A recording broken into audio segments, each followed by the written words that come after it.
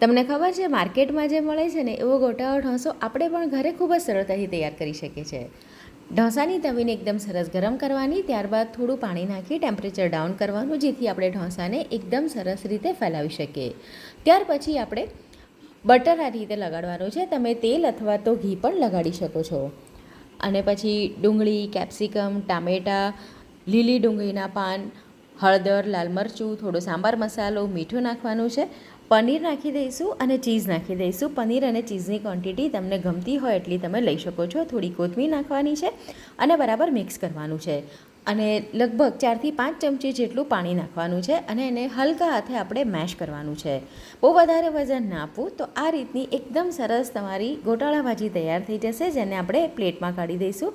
અને ઢોસો પણ આપણો એકદમ સરસ રીતે આ રીતે ઉખડી જશે. તમારે જો ડિટેલ રેસીપી જોવી હોય તો તમે મારી કિચન ક્રાફ્ટ ચેનલ ઉપર જોઈ શકો છો.